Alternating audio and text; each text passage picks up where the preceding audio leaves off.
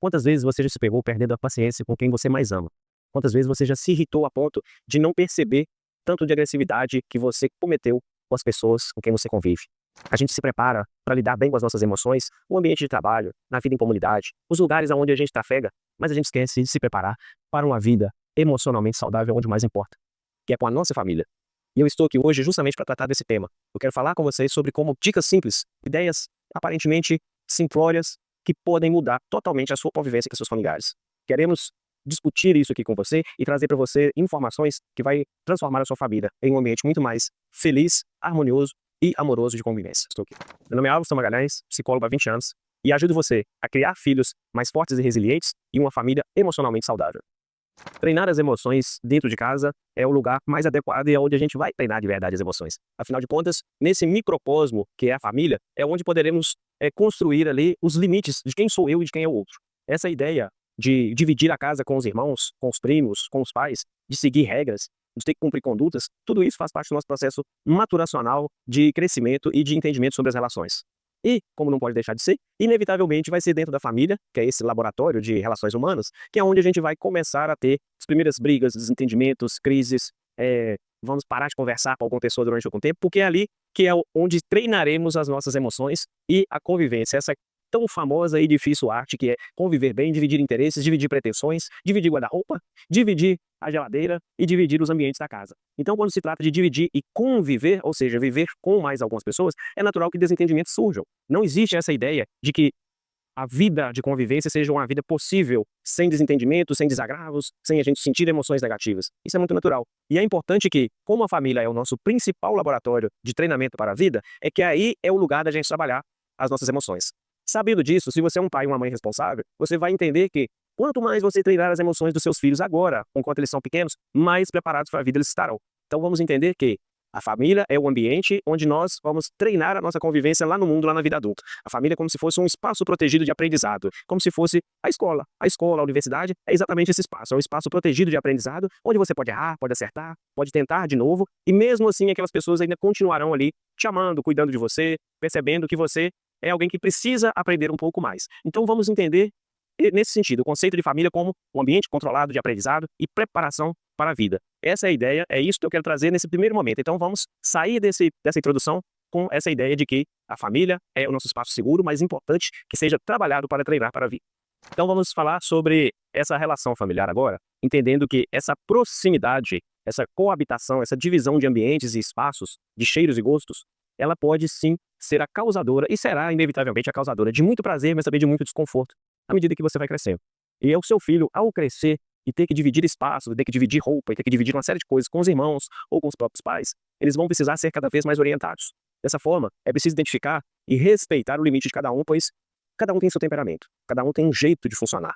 Quem tem mais de um filho aí sabe que um é mais calmo, mais tranquilo, o outro é mais falante. Um adora estar no meio de muita gente e se sente energizado nesse lugar. O outro, muitas vezes, ele se sente enfraquecido em ambiente com muitas pessoas, ele prefere estar mais recluso, mais tranquilo, conversando com menos pessoas. E isso tem a ver com questões genéticas, com questões sociais também, mas já é algo que a gente acaba trazendo do nosso DNA.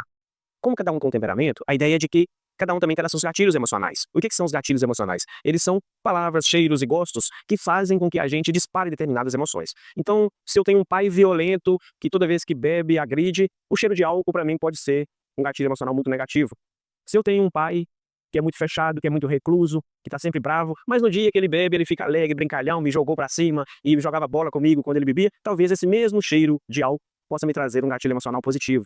Então, essas compreensões sobre esses detalhes e nuances do que é a sensação, a sinestesia, aquilo que é importante para o outro, é um conhecimento fundamental para quem quer educar crianças. Educar crianças parte do princípio do que ela traz de valor em termos de gatilhos emocionais. E para isso, eu vou conseguir prevenir uma série de coisas. Por exemplo, a birra do meu filho pequeno. A birra do meu filho pequeno, ela pode ser evitada de que forma? O que faz esse gatilho emocional da birra? Meu filho não sabe lidar bem com a palavra não? Ou meu filho acha que ele tem direito a tudo, a tempo e a hora que ele quer?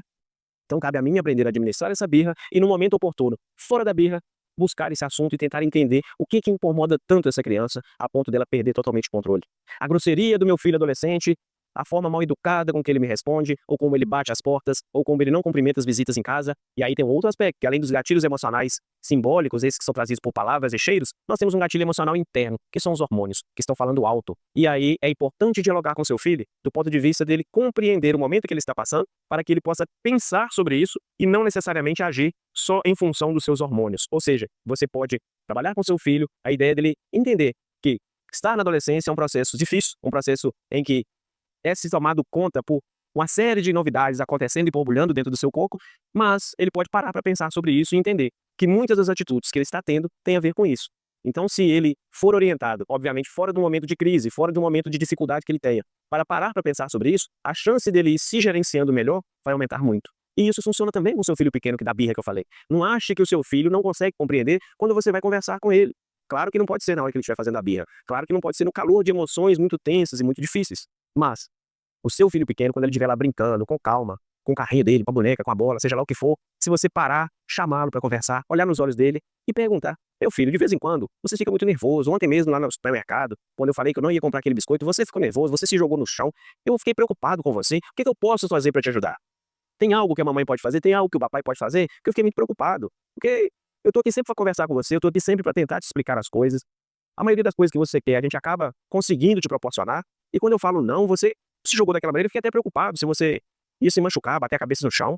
E não é bom machucar, você gosta de machucar? Ou seja, há formas de se abordar uma criança, há formas de se abordar um adolescente, para que ele entenda que você sim se preocupa com ele, mas você também tem uma noção de limite que você precisa colocar para ele.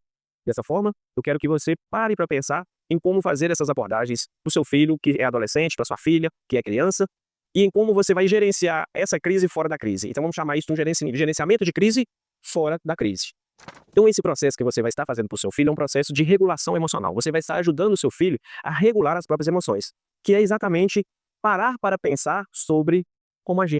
Porque as emoções, vou diferenciar para vocês aqui emoções e sentimentos, as emoções elas são inevitáveis, elas vêm.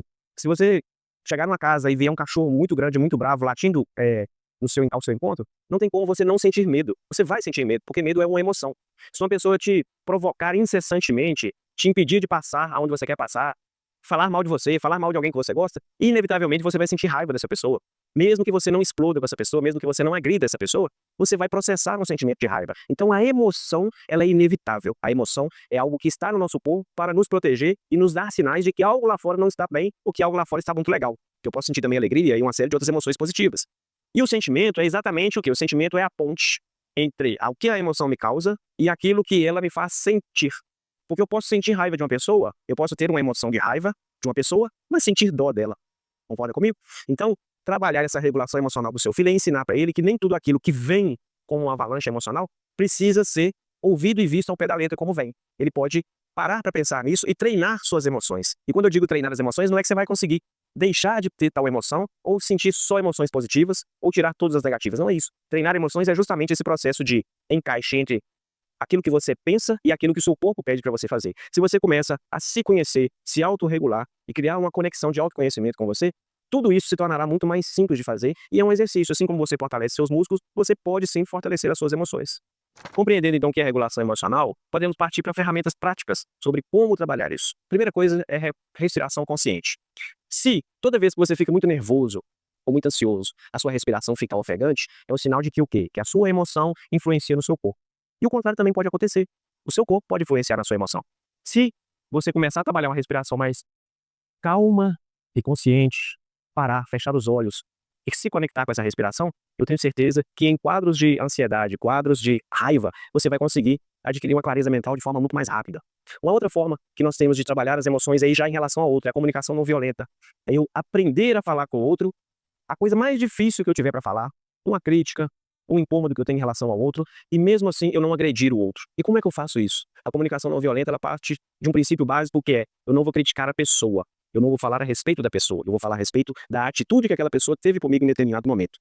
Então, eu vou virar para a pessoa e falar: olha, há meia hora atrás, você teve essa e essa atitude e que me incomodou muito. Que aí, nesse momento, eu vou falar da atitude da pessoa e, em seguida, eu falo do meu sentimento. Como que a atitude da pessoa me provocou um sentimento ruim, um sentimento de incômodo, e que, a partir disso, eu gostaria de repactuar alguns acordos com ela, que seja não fazer isso mais, se puder evitar vai ser bom, ou que eu não quero mais ter relação próxima com você, isso pode chegar. Quando se trata de filhos, nós não temos essa opção e nem queremos isso. Mas com outras pessoas, sim, a gente pode simplesmente se afastar dessa pessoa, dado que isso pode estar acontecendo há muito tempo.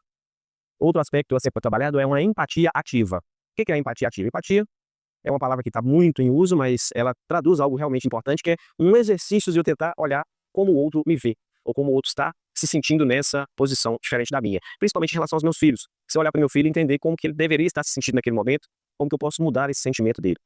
O autocuidado emocional também, ele é muito importante para que eu possa me sentir realmente presente com as outras pessoas no momento que eu estou ali com elas. Então, o autocuidado emocional parte do princípio de que eu tenho que estar bem comigo mesmo e que eu possa me colocar completamente em aberto no momento presente, que eu possa me entregar para aquela pessoa toda a minha presença naquele momento. E uma última ferramenta que eu quero deixar para vocês é rotinas de conexão. O que são rotinas de conexão? É você estabelecer dentro da sua família momentos que se repetem corriqueiramente, que seja diariamente, que seja mais de uma vez por dia, ou semanalmente, ou mensalmente, do jeito que for possível na sua agenda e na agenda dos seus filhos, mas que vocês tenham esses rituais. Vamos almoçar juntos todos os dias. Ah, eu não posso. Vamos jantar juntos todos os dias. Também não posso. Vamos almoçar juntos e jantar juntos pelo menos uma vez na semana. Ah, aí eu posso. Então, temos aí já um ritual de conexão, já temos uma rotina de conexão. O máximo que você conseguir fazer com relação a isso é muito importante. Treinar emoções é um processo constante. Então, eu quero te convidar, hoje mesmo, a fazer uma dessas ferramentas que eu acabei de passar. Que você treine as suas emoções com seus filhos e perceba como que a vida sua e as relações vão melhorar muito, como que seus filhos vão amadurecer a olhos vistos. Você vai perceber um processo de autonomia e de protagonismo dos seus filhos diante da vida e diante de você. Isso só se dará se você fizer esse exercício emocional, se você cuidar dessa parte. Te convido para juntos fazermos essa caminhada. Faça isso hoje mesmo.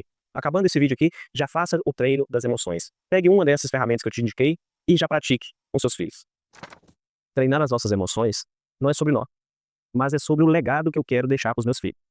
É sobre aquilo que eu quero construir para eles, para quando eles olharem para trás, eles se sentirem firmes e seguros para tocarem a própria vida.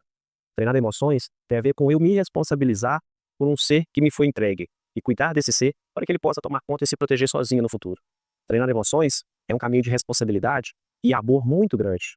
É uma forma de você ajudar seus filhos a se tornarem pessoas cada dia melhores. E eu ajudo você.